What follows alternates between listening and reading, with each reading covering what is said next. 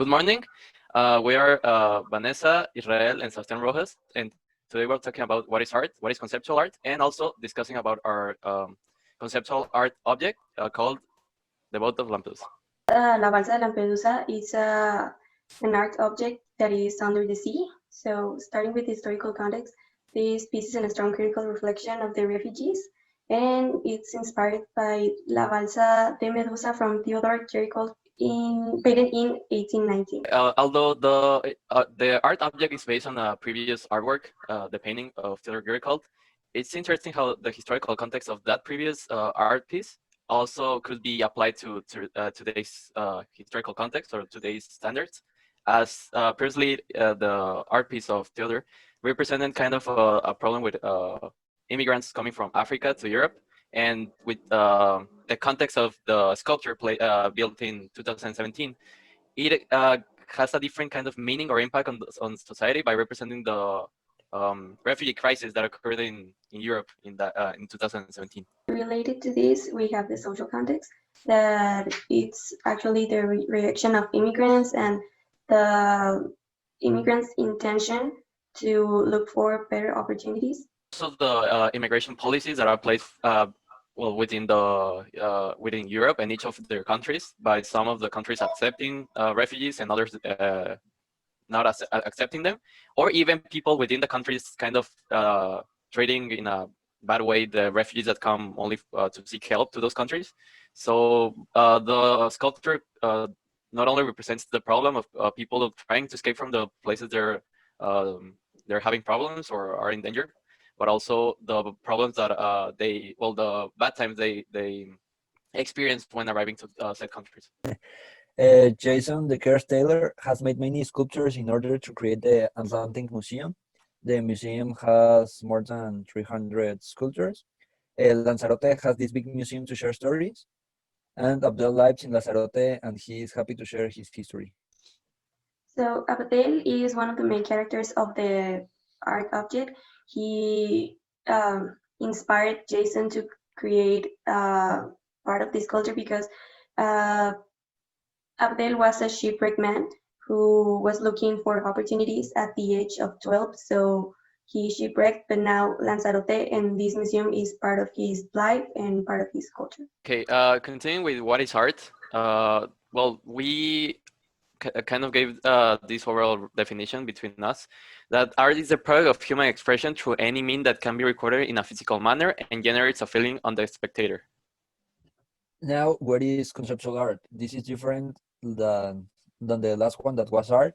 Art is accompanied by a very strong context or message that can even be more important than the art piece itself. The origin of conceptual art through the work we chose, we thought this art piece, that is this sculpture that it was placed underwater, had more power in its meaning, not only because it is based on a previous art piece that had a lot of impact on how it represented this problem with immigrants, but not only by it being the same message portrayed, but in a different historical context, in today's historical context, but also by it being underwater and having an extra meaning or an extra layer of context, but it is more impactful in a way, the message, rather than the whole sculpture, but because it is a kind of a copy in a way of the original art piece.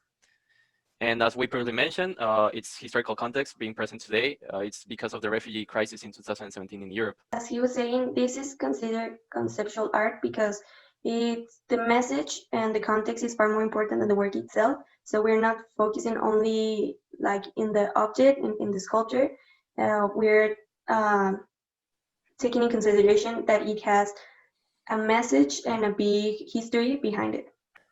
Well, the big difficult is that it's underwater, so they have to make the sculptures before they were undersea.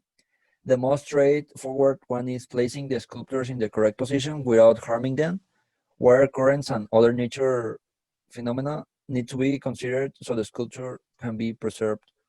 This sculpture is made in earth, but it's carried to the undersea. But it doesn't harm the sea. It also it's good for the sea because it helps the coral reefs and it helps fish and the marine life. The overall museum, the overall underwater museum that is near Spain, covers 2,500 square meters and is made up of around 300 sculptures, although we only choose one. And the objective of the artist, as Vanessa previously mentioned, was to not only portray this message, but also help the marine life by the sculptures helping, well, marine life and fish and everything. Had kind of an artificial reef, artificial coral reef, because they sneak up in the rocks and kind of live there. And well, the whole kind of museum or collection of sculptures share the theme of being a critique of today's society. So this artistic experience, this piece is related to current technologies because there are many ways to express what we want to show, but these technologies allow the author to reflect and integrate his art into the ocean and make the strong critique to immigration. And without this big technology, it would have been more difficult than now to place all the pieces on the water and create this big Atlantic museum. It allows people to see an inconvenience that a person has with society.